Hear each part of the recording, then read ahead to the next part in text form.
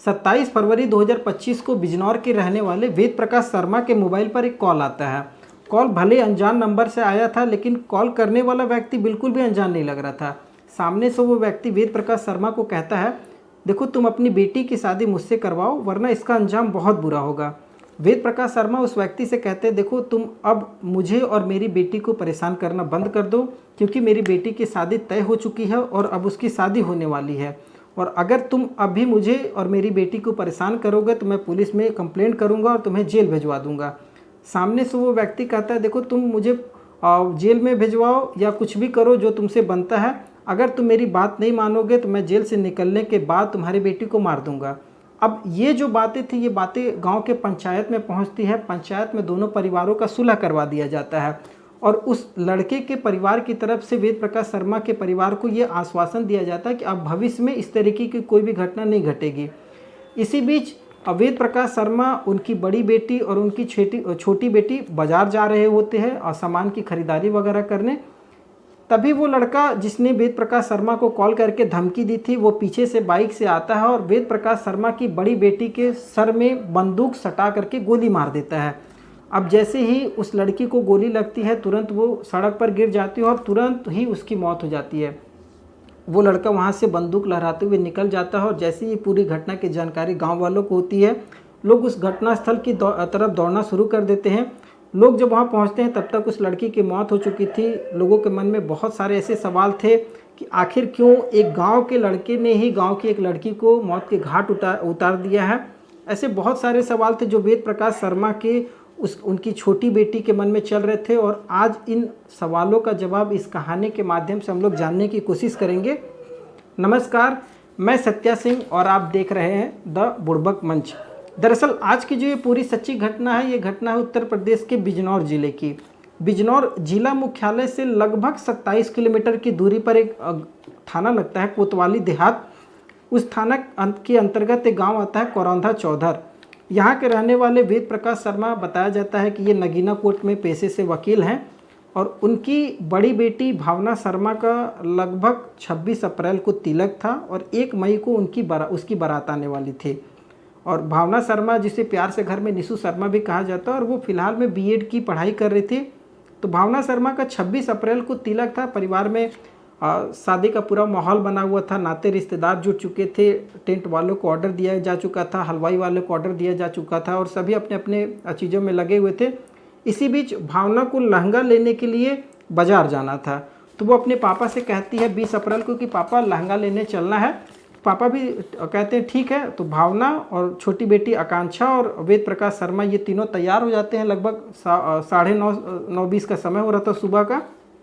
20 अप्रैल को वेद प्रकाश शर्मा बाइक चला रहे होते हैं। उनके ठीक पीछे उनकी छोटी बेटी जो थी आकांक्षा वो बैठती है और जो बड़ी बेटी भावना है जिसकी शादी होने वाली थी वो सबसे पीछे बैठती है। अब ये लोग घर से बाइक से निकलते हैं, लगभग 1-1.25 किलोमीटर की दूरी पर गए हुए थे और सामने रोड पर बजड़ी गिरी हुई थी, वहाँ पर बाइक स्लो होती है। जैसे ही बाइक स्लो होती है, गांव का ही रहने वाला शिवांग त्यागी काफ़ी ज़ोर से बाइक से आता है और जैसे ही भावना के पिताजी की बाइक स्लो होती है, वो तुरंत बाइक सटा देता है और एक हाथ से बाइक पकड़ता है और दूसरे हाथ से अपनी पॉकेट से बंदूक निकालता है। बंदूक निकाल करके सीधा भावना के सर पर सटा देता है। भावना इससे पहले कुछ समझ पाती, गोली चल जाती है और भावना के भेजे को गोली आर पार कर देती है। जैसे ही गोली आर पार होती है, भावना पीछे बैठी हुई थी, वो सीधा सड़क पर गिर जाती है और तुरंत उसकी मौत हो जाती है। अब जब ये घटना घटती है, भावना के पिताजी उस लड़के को बाइक रोक करके पकड़ने की कोशिश करते हैं, कुछ दूर दौड़ाते हैं, लेकिन वो लड़का मौका देख करके वहाँ से फरार हो जाता है। गाँव के लोग धीरे धीरे जमा हो जाते हैं। पुलिस में शिकायत भी दर्ज करवा दी जाती है और भावना को उसके पिताजी उठा करके अस्पताल ले जाते हैं। और इसी बीच जो लड़का जिसने शिवांग त्यागी जिसने गोली मारी थी, वो तुरंत अपने नज़दीकी थाना नगीना पहुंच करके वहां पर सरेंडर भी कर देता है और पुलिस को कहता है कि मैंने अपनी प्रेमिका को गोली मार दी है क्योंकि वो मुझसे शादी नहीं कर रही थी, वो किसी और से शादी कर रही थी और अगर वो मेरी नहीं हो सकती है तो मैं उसे किसी का नहीं होने दूंगा। अब जैसे ही पुलिस ये पूरी घटना सुनती है, पुलिस भी हैरान परेशान। पुलिस उससे उस पूरी घटना के बारे में पूछने की कोशिश करती है कि कहाँ तुमने किसे गोली मारी है, कब मारी है, किस जगह मारी है। ऐसे बहुत सारे सवाल थे और वो इन सवालों का जवाब बहुत आराम से शांत मन से दे रहा था। जब पुलिस को सारे सवाल का जवाब मिलता है, पुलिस तुरंत अपनी पूरी टीम तैयार करके भावना के घर पर पहुंच जाती है। जब भावना के घर पर पहुंचती है, पूछताछ शुरू होती है, तो पूछताछ में पता लगता है कि भावना और जो शिवांग त्यागी है, इन दोनों के घरों के बीच में मात्र 300 मीटर की दूरी है। मतलब दोनों का एक ही गांव में घर और कुछ कदम पे इन दोनों का घर था। और दोनों लगभग बताया जा रहा है कि बचपन से क्लास 10वीं तक एक साथ पढ़ाई किए हुए थे, एक ही स्कूल में एक साथ। और इसी बीच जो शिवांग त्यागी था वो भावना को पसंद करता था। वो भावना से कई बार इजहार भी कर चुका था, लेकिन भावना कहा जाता है कि बार बार नकार देती थी। 10वीं के बाद भावना अलग स्कूल में नाम लिखवा लेती है और शिवांग त्यागी अलग स्कूल में नाम लिखा लेता है। लेकिन शिवांग जो था वो भावना के पीछे पागल था। भावना धीरे धीरे ग्रेजुएशन करने लग जाती है। ग्रेजुएशन में जब वो नाम लिखाती है तो शिवांग उसके पीछे और भी उसे परेशान करना, उसके पीछे पागल हो जाना वाली हरकतें शुरू कर देता है। अब इससे परिवार परेशान हो गया था।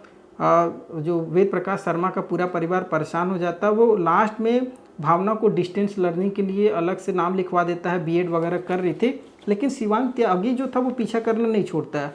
वो लगातार भावना को परेशान करना, उसके परिवार को डराना धमकाना और ऐसी ऐसी हरकतें करना जिससे पूरा परिवार परेशान हो चुका था।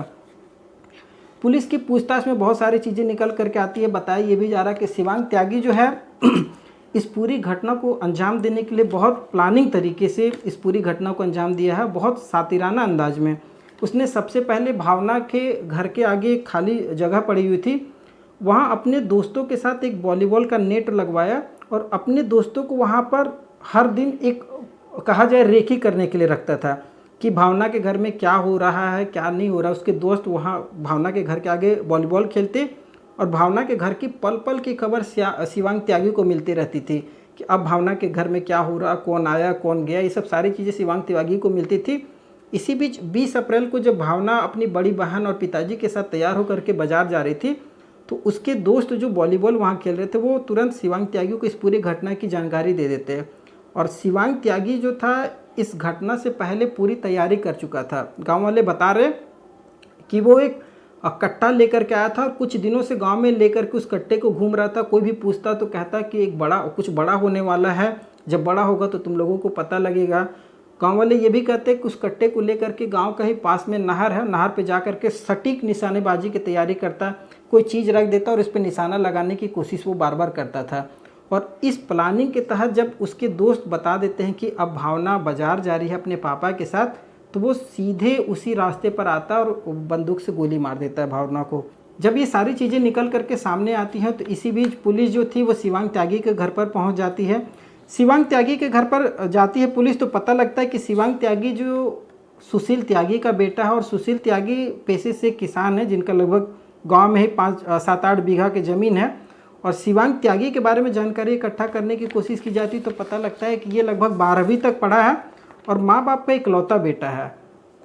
इकलौता बेटा होने की वजह से थोड़ा सा बदमाश है, थोड़ा सा क्या बहुत ज़्यादा बदमाश है। और गांव में आए दिन किसी न किसी को छेड़ना पिटाई खाना ये सब चीज़ें इसकी आम बात है। और ये ब्याज पर पैसा दे करके भी कमाता है, मतलब सूद ब्याजी का काम वगैरह करता है। और ये काफ़ी दिनों से भावना के पीछे पड़ा हुआ था। अब जब पुलिस की ये सब सारी चीज़ें निकल करके सामने जब आ जाती हैं तो पुलिस जो थी वो एफआईआर भी दर्ज कर लेती है। एफआईआर में बताया ये जा रहा है कि शिवांग त्यागी और शिवांग त्यागी के जो पिता है सुशील त्यागी, इनको भी गिरफ्तार किया गया है। शिवांग त्यागी की माँ का भी नाम उस एफआईआर में दर्ज है और शिवांग त्यागी के जीजा जो है उनका भी नाम एफआईआर में दर्ज किया गया है। पुलिस उन लोगों की भी तलाश कर रही है जिन्होंने शिवांग त्यागी को बंदूक और जो कट्टा है उसको उपलब्ध करवाया हमला करने के लिए। उन लोगों की पुलिस गिरफ्तार करने की कोशिश कर रही है, धरपकड़ हो रही है। उसके साथ ही साथ पुलिस उन लोगों की भी तलाश में है जो भावना के घर के आगे वॉलीबॉल खेला करते थे और पल पल की जानकारी और शिवांग त्यागी को देते थे, जो मतलब जिन्होंने रेकी की है भावना के घर की, उनकी भी गिरफ्तारी करने के लिए पुलिस दबिश दे रही है। तो ये बहुत सारी चीज़ें निकल करके सामने आई है और इसमें सबसे बड़ा ये सवाल है शिवांग त्यागी के पास आखिर वो बंदूक आई कैसी, और जिन लोगों ने भी इस बंदूक उपलब्ध करवाया है कहीं ना कहीं वो भी भावना की हत्या में बराबर दोषी है। और उन लोगों के खिलाफ भी पुलिस को सख्त से सख्त कार्रवाई होनी चाहिए।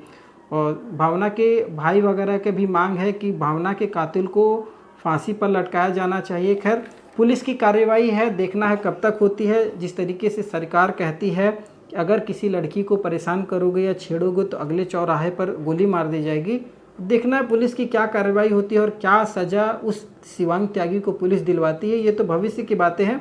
खैर, इस कहानी को सुनाने का उद्देश्य किसी की भावनाओं को ठेस पहुंचाना बिल्कुल भी नहीं है, बस आपको जागरूक करना है कि हमारे समाज में कुछ ऐसी घटनाएं घटित होती हैं जिनसे बहुत कुछ सीखने की और समझने की ज़रूरत है। खैर, आपको क्या लगता है पूरी सच्ची घटना को लेकर के, आप हमें कमेंट के माध्यम से अपनी राय दे सकते हैं। आगे फिर एक नई कहानी के साथ नई वीडियो में मैं आपके साथ फिर से मिलूँगा। तब तक के लिए जय हिंद, वंदे मातरम।